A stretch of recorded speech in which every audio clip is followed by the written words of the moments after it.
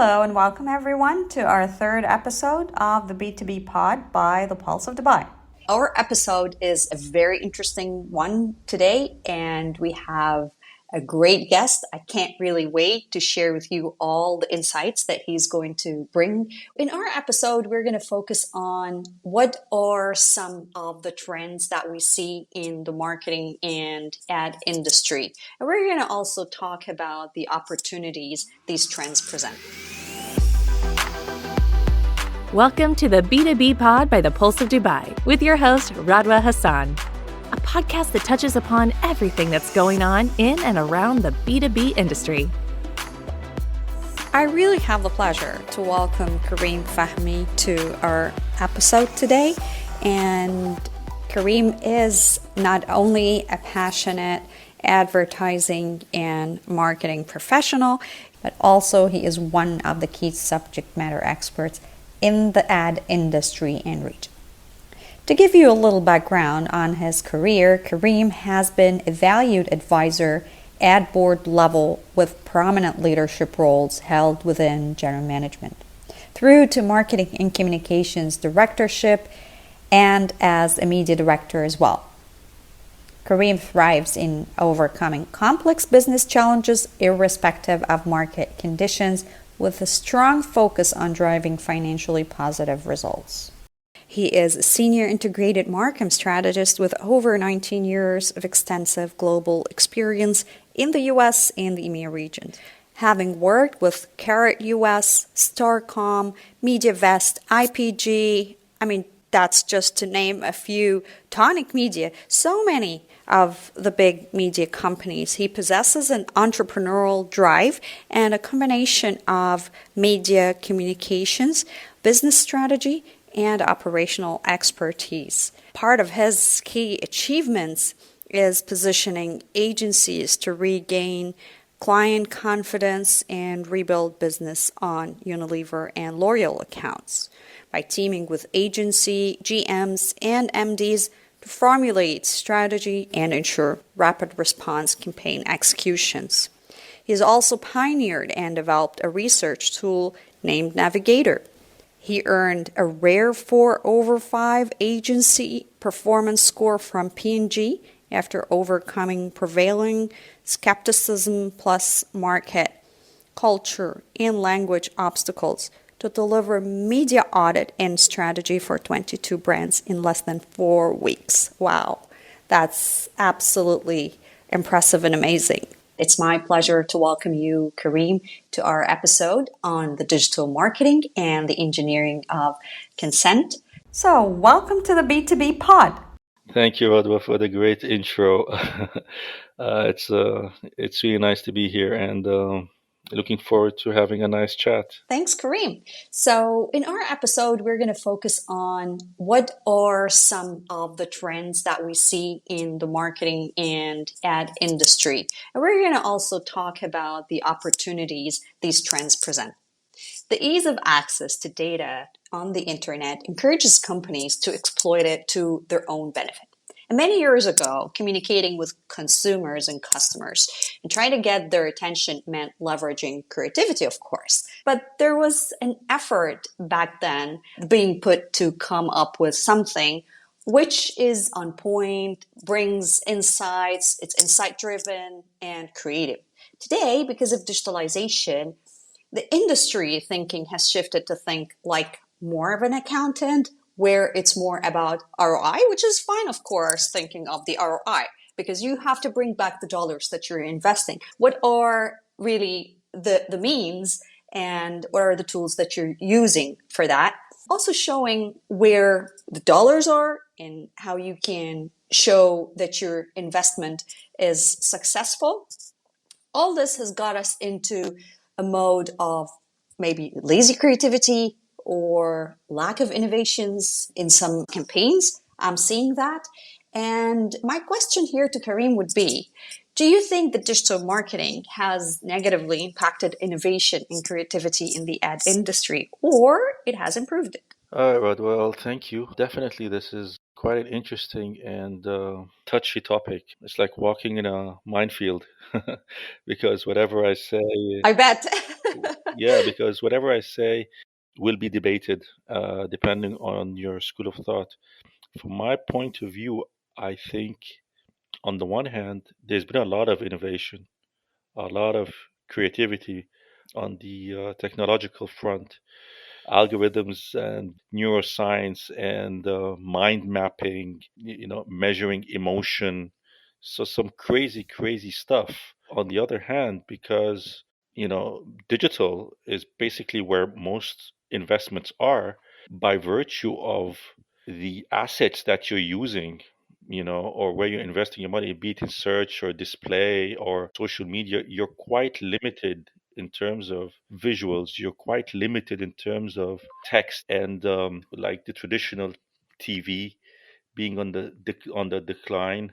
Clients aren't spending that much on print, so there isn't really that much of, I would say, thought being put in terms of creating these crazy insight-driven visuals or these very interesting TVCs which are tongue-in-cheek, by virtue of where your money is going. And like you said, it's very ROI driven. So it's all measured in terms of conversions, it's all measured in terms of clicks, impressions. So the industry's definitely changed. And by virtue of where your money is being spent on, you're seeing less focus on the traditional, creative assets that were being used and more thinking being put in terms of how to target people in terms of frequency and reach depending on where they are in the funnel and the type of message you're going to basically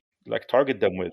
So it's really messaging and where you are in the funnel. So it's a totally different shift in terms of the traditional way that we think of creativity and advertising, and in terms of the state of the industry now, or just the state of the world basically. Yeah, I agree as well because I see that so many content that's out there, they all look the same. I mean, there are, of course, some creative ideas that come out, but a lot are the same. You cannot differentiate much.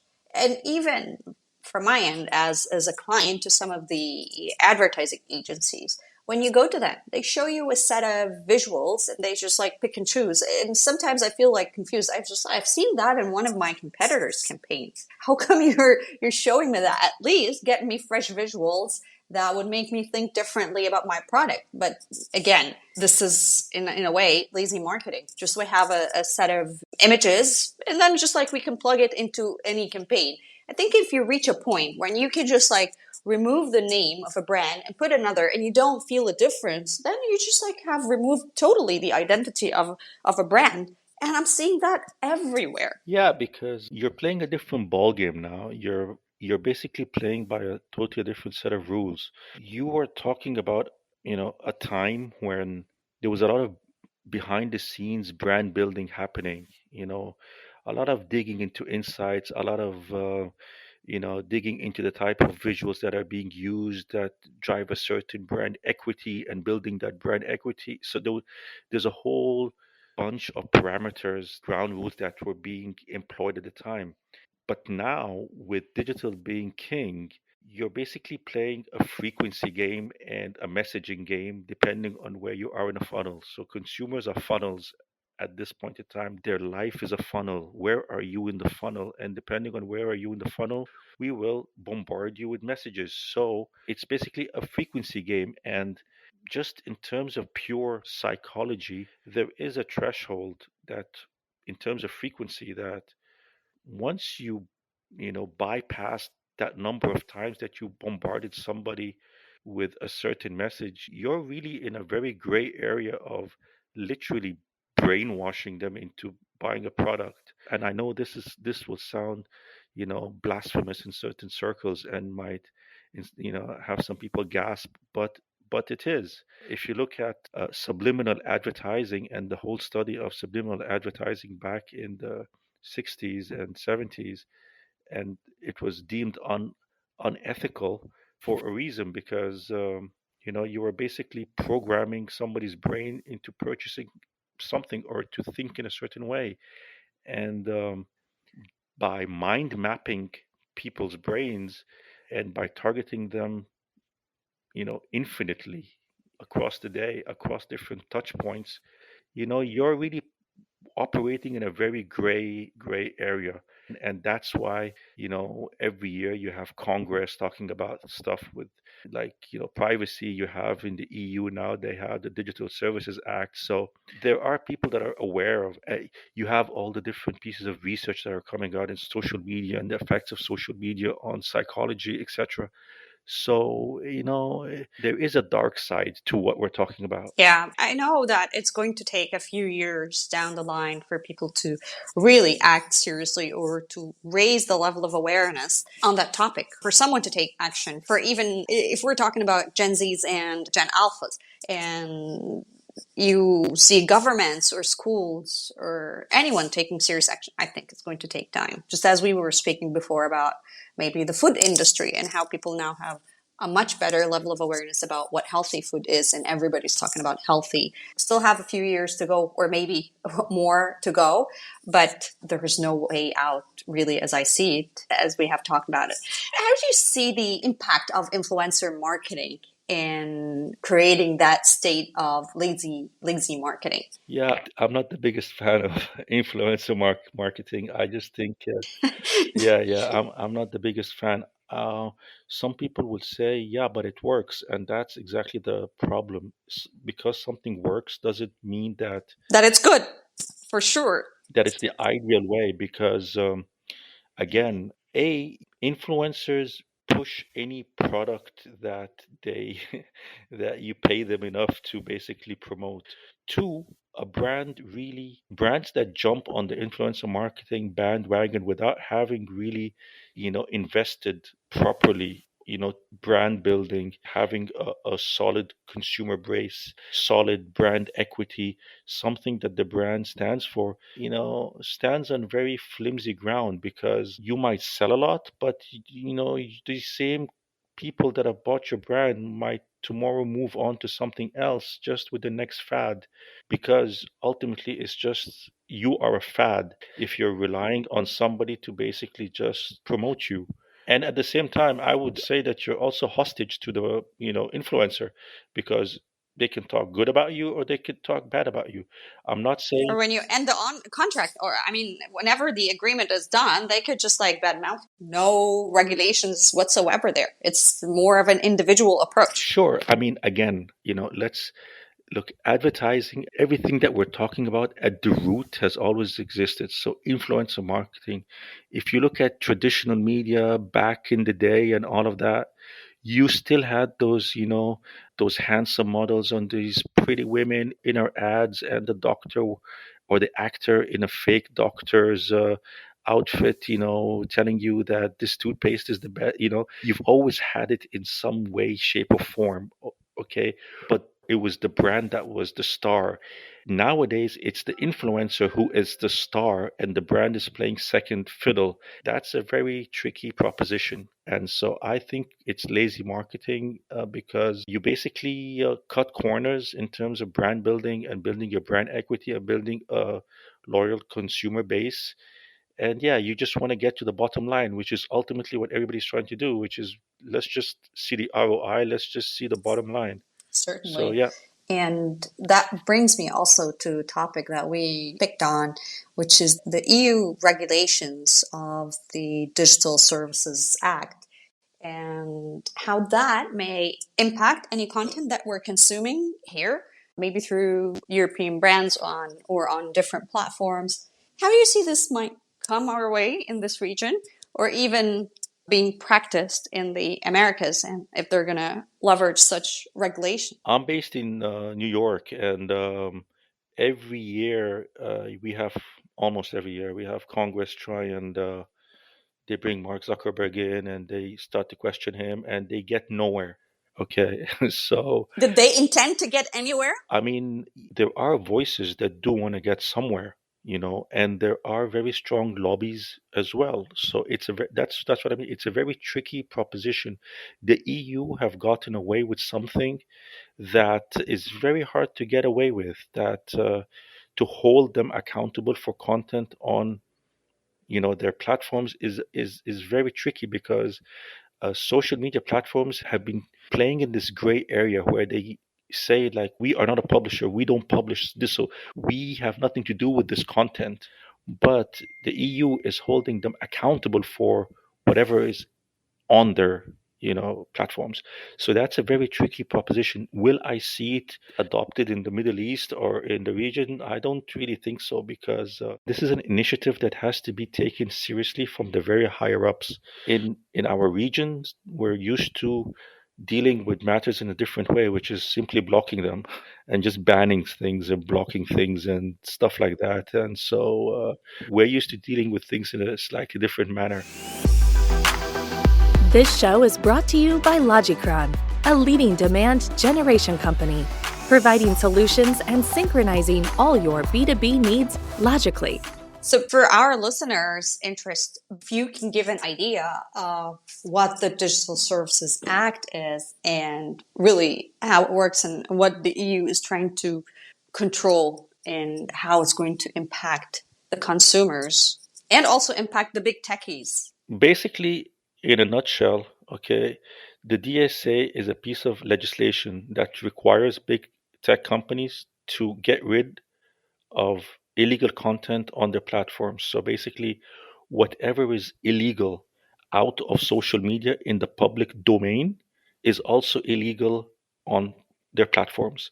So they can no longer get away with stuff like hate speech or incitement, etc., etc. Platforms have always claimed that we're going to do more to, take down certain content or certain videos, and they've always, claimed to doing their best, which is technically not true because, again, the algorithm, everybody is looking for engagement with content. Brands are looking for engagement with content, and these platforms are looking for people to engage with content. And unfortunately, due to human nature, humans, they have found that, there's a lot of engagement with somewhat negative content or content that triggers people to argue or fight with each other, amongst each other on platforms, controversial point of views, etc., etc. Things that might be deemed under the Digital Services Act to be illegal, or hate speech. So it has never really been in their best benefit, the big tech companies, to take down that content, because it actually plays in their favor. It keeps people online longer, it keeps people engaged longer, the likes, the shares, etc., etc., etc.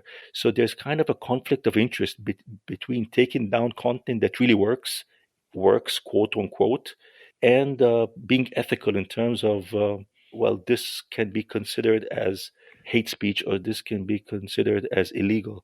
But what the EU has done is, tell them, well, kind of, we don't care.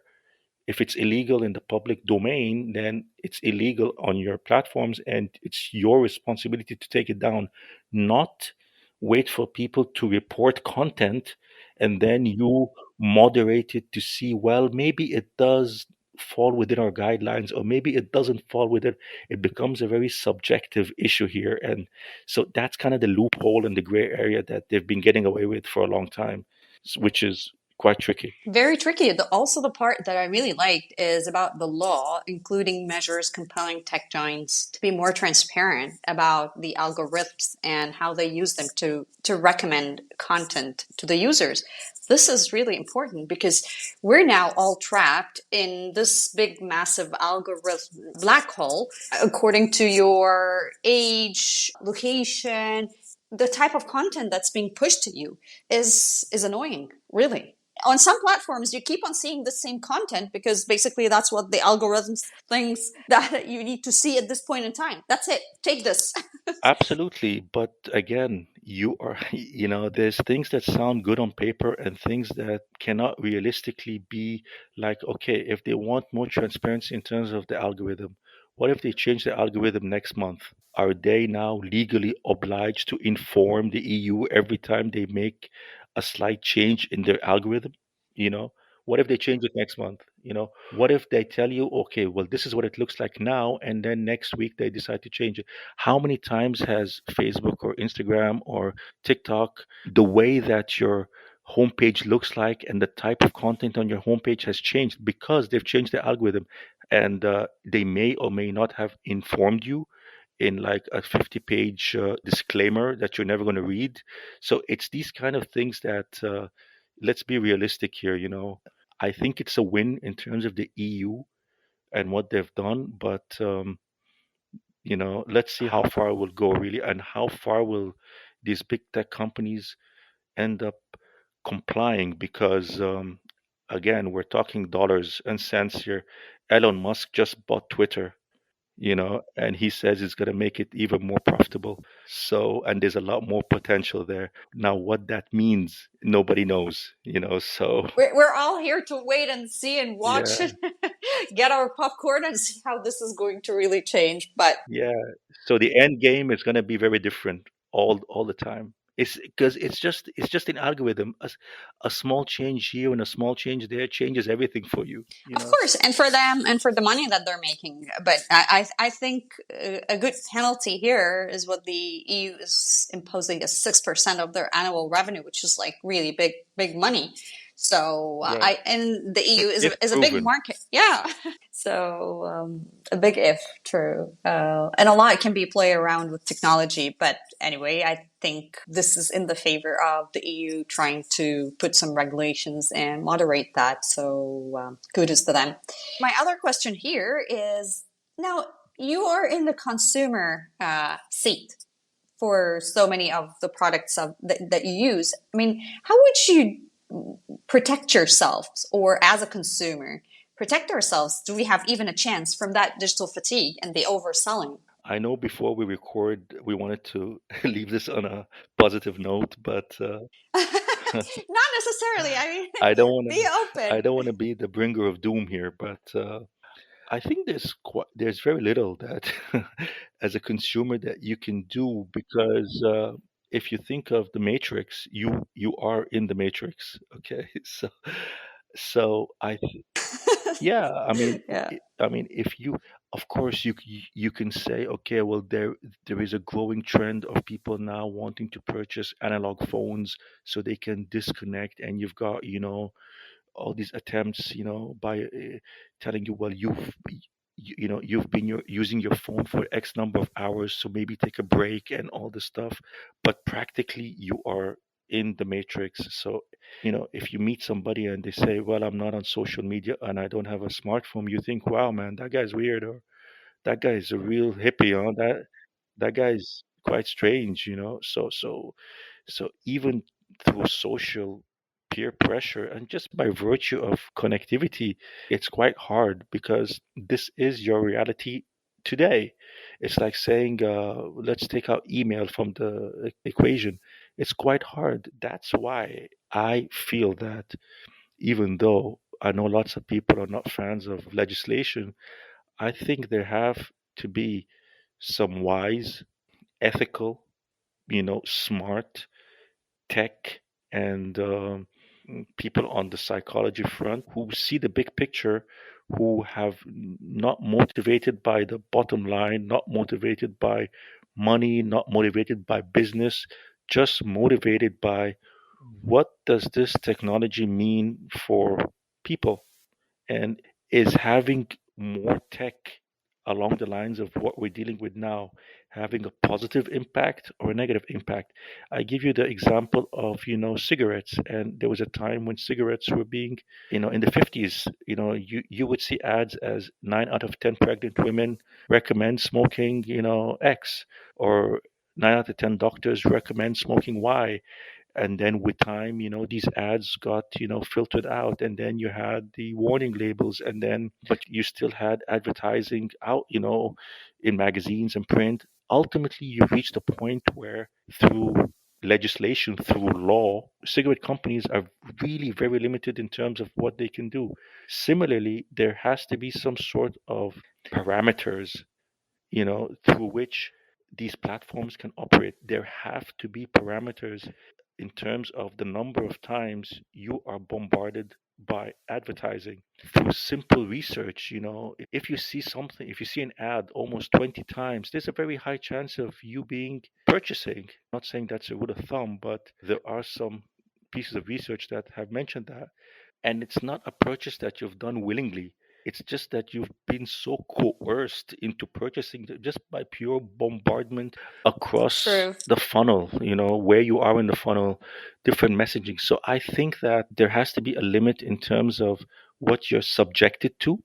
I would say that falls into the realm of subliminal marketing, falls into this realm of being, is it ethical or unethical? So I think that this has to come from, these very smart people to sit down and say, well, is this really good for like humanity as a whole in terms of what we're doing and where we're going? Absolutely. Yes, I totally agree. And that brings me to our last point, which is about recommendations or tips, or really any chance for marketeers to go back to the same, or at least a good level of creativity and embracing different tools and techniques to bring the customer back to us, not just through the funnel, but to have a different space than just digital. I see a couple of long haired people with analog phones who've like disconnected of social media, who start a small boutique agency and say, well, listen, the world doesn't start and end by banner ads and search, but let's just, think back and think about brand building and think about consumers and think about ethical marketing and think about finessing a consumer, seducing a consumer into buying a product, not forcing or brainwashing a consumer to buy a product. People need to have a different mind when they approach consumers and when they approach brands, just to keep it ethical, just to keep it interesting, just to keep it fun. Yeah, I mean that's my 2 cents, and I'm hiring if anybody's interested. Yeah, absolutely. And I'm going to get an analog phone in that case to be completely disconnected. Yeah. Grow, grow your hair. Yeah, and I really like the examples that you have mentioned in our previous discussion about the ads, the Mini Cooper ad. Really interesting, and brings us back to a time when you would just like look into an ad and say, oh, wow, how did anyone come up with that? It's not using technology, it's just like human brain. Someone would come up with a brilliant visual in an ad that would keep you just like in a state of, oh, wow. Yeah, I mean, I don't know what the Mini Cooper marketing and media plan looks like now, but I remember an ad, like you asked me what was the last memorable ad I saw, and I honestly don't remember anything. And I'm a person that is quite aware of my surroundings and of ads and quite critical. But I remember an ad I saw 10 years ago, a Mini Cooper ad, and I think it was a 2-second ad. It was an ad that ran in Europe. I don't remember where. The ad simply said fits anywhere. It was just a visual of the car, and this 2-second ad, it would run in between ads. So you've had a 30-second ad, a 30-second ad, and just before the second ad would run, you would just get this ad that says Mini Cooper fits anywhere. And of course, just to explain, well, it's a 2-second ad because Mini Coopers are small. So it's play on the brand equity being small, and it's memorable as hell. And it's quite, in terms of even it's effective and efficient because you're not paying a lot of money for a 2-second ad versus a 30-second ad of blah, blah, blah, blah, blah. Here were a bunch of guys that said, you know what, we're not going to do a 30-second ad. Forget about all the different stuff that you want to talk about and all the blah and all the dogmatic ads that you see with all these car manufacturers. What's the most important thing in the car? What's your core brand equity? It's cute, it's small, it fits anywhere. That's it. So this is an example of something that's fun, Yeah. that doesn't annoy the hell out of you. If you see it, you actually go and tell your friends, hey man, did you see that? And you could play many different versions of it. So this is what I like. This is the industry I kind of miss. So yeah. Yeah, absolutely. And you know what? Even as a client, this is one of the things that I brief my any agency I'm working with. Creativity really sometimes doesn't cost much. It just like costs you sitting and thinking of the brand equity of the briefing and how do you want to impress people with a very nice visual that really looks innovative. But now many people look at or ad agencies and even marketeers. If it doesn't go viral, it's not successful. It doesn't mean that this doesn't go viral. I'm telling you, I'm mentioning an ad I've seen 10 years ago. So this must have been viral. I used to present to clients and I would use this as an example in my present. So it has gone viral, and it doesn't mean that you have to go traditional or you have to go digital. I always say that when somebody tells me, "Oh, we are a digital first client," or "We are a digital first agency," I always tell them, "I don't know what that means. What do you mean you're a digital first? What if your consumer is not digitally savvy? We only deal with consumers that are digital." It means nothing to me. Honestly, I always like raise an eyebrow when somebody tells me I'm digital first. What does it mean? What I understand is that you have a whole different set of touch points, and you have some really great, cool tech out there. To me, that's an opportunity where you can create these hybrid touch points.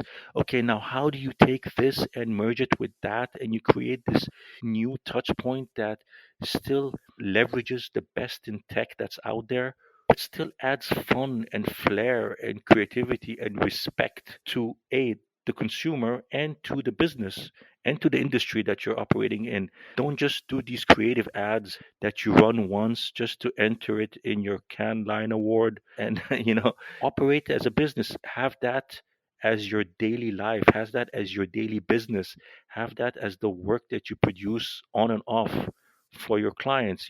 So that's these are my 2 cents, really. That's more than 2 cents, but yeah, thank you so much, Kareem.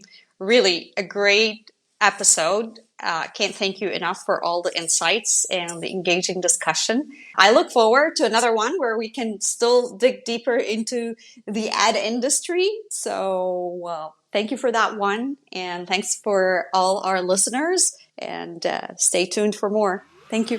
Thank you very much. Thank you for tuning in to this episode of the B2B Pod by the Pulse of Dubai with your host, Radwa Hassan. This show was brought to you by Logicron. If you aren't already, make sure you subscribe to our podcast on Spotify, Google, or Apple Podcasts. If you have any questions or suggestions, you can visit us on thepodcast.ae and follow us on social media at the B2B Pod. See you next time.